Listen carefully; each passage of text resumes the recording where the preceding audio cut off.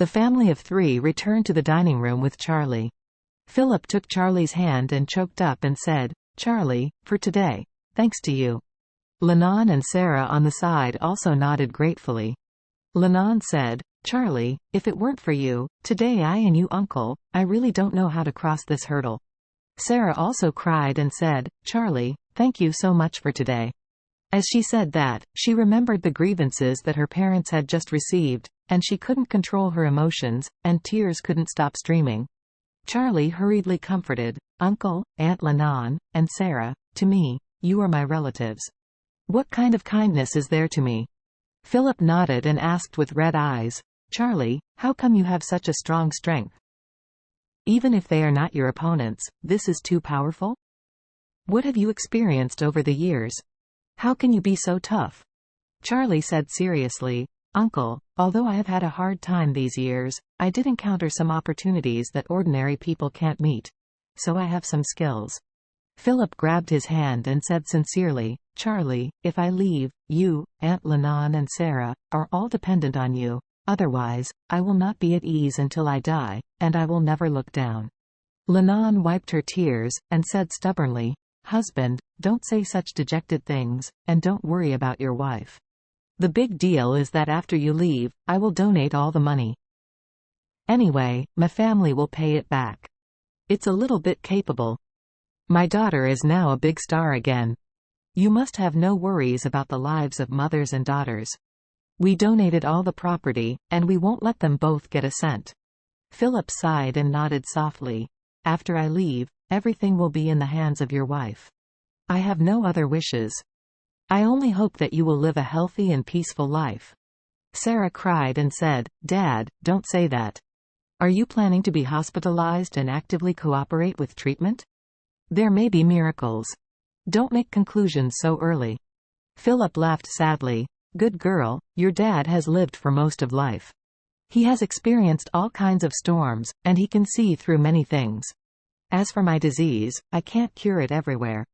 Treatment is nothing more than a question of whether to go in the first half of the year or the second half. Now it is the 12th lunar month of the lunar calendar, and it is also the first month of the new year in the solar calendar.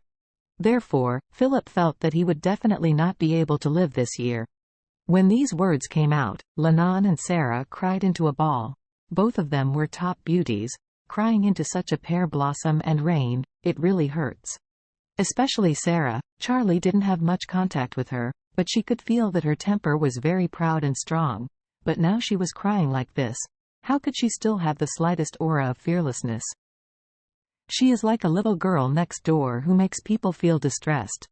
So, Charlie took a deep breath, looked at the three of them, and said seriously, "Uncle, Aunt Lennon, and Sarah, with me alive, no matter where I am, I will not let you be bullied." After speaking, Charlie looked at Philip again and said seriously, "Uncle, I have a way to cure your disease and restore your health." If Charlie said such a thing during dinner, Philip would not believe it. He knew that his disease could never be cured. But only to see that after Charlie defeated the god of war and the realm master with his own power, he suddenly had an extremely strong trust in Charlie. He felt that since Charlie said so, he must be certain.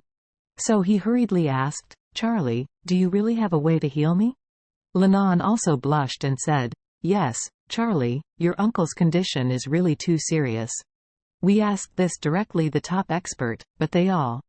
Speaking of this, Lennon did not go on. In this case, the family of three has heard it too many times.